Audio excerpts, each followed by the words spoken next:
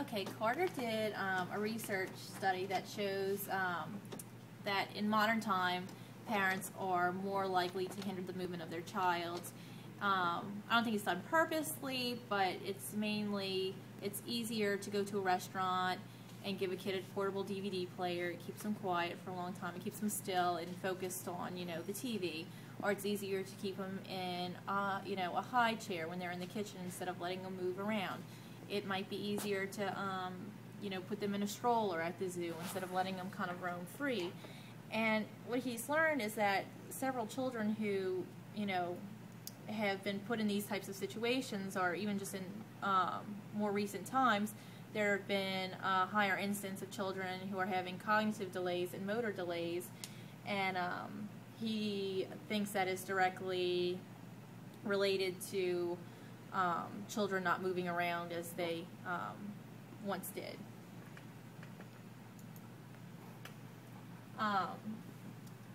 And then again, Gabbard, as children's motor skills develop, they're able to participate in different activities that increase their knowledge about the world around them. The more active a child is, the more experiences they will be able to have. And I guess if you think about it in a way, if a young child is able to walk, they can go outside, they can get attention from, their parents without their parents having to come to them. They can initiate that interaction. They can initiate interactions with, things outside. And we know that, early experiences are how very young children learn. They're going to learn about, socialization. They're going to learn, about just cognitive things that they need to know to be able to get up to the next level. And a child can walk, they can do that. But if a child is, maybe kept in a room all day, or kept in a crib all day, or can't, get out the crib themselves because of a motor impairment, they'll be less likely to be able to have those experiences, and their brain is likely to develop and put them, or their brain development will put them further behind a child who really has a lot of these experiences where they're able to move around. So the more active a child is, the more experiences they will have, and they'll be able to gather more information, and their brains will develop in a more positive way than a child who is, in a crib, left alone all day long. And then finally, Hannaford also had a study about the perceptual motor learning laboratory that has showed that improving a child's their physical skills can actually improve their cognitive ability. And what he did was, there were two twins who were functioning below age level. They were both classified as having a developmental delay. They both had language deficits. They both had cognitive deficits. They weren't very social. And what this program did was one twin got instruction, but not the physical instruction. And the other twin did a physical program where they were, on a balance beam, jump rope, running outside, and really built up the motor skills that he needed to work on.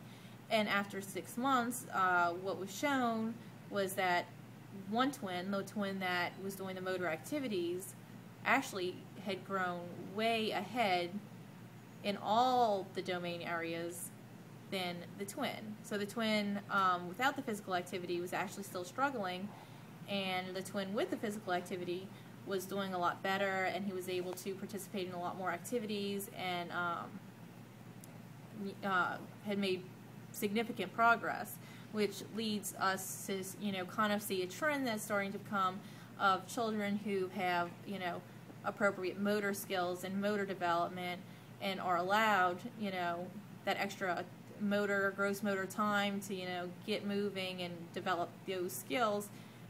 There is a correlation between that and their ability to do academic tasks, which is really what I wanted to see in my own classroom.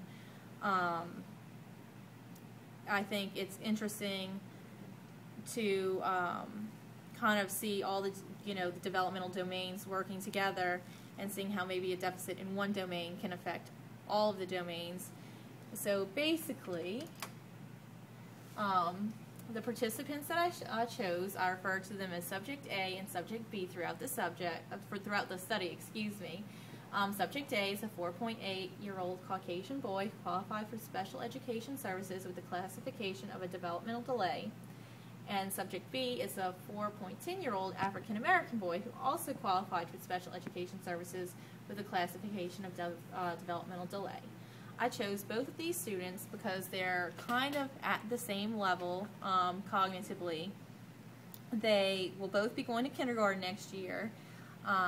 We've done a lot of modifications for them in their academic learning, the picture symbols, picture schedules, and nothing really seemed to really work, so I thought that, that including them in the study, if I did see positive results, would be very beneficial for these two students. They also both have trouble attending to tasks. They are very antsy. They're definitely the carpet wigglers that, even for, sitting still for 2 minutes just doesn't happen. So I also thought that the gross motor activities would be helpful just to maybe bring their energy level down a little bit.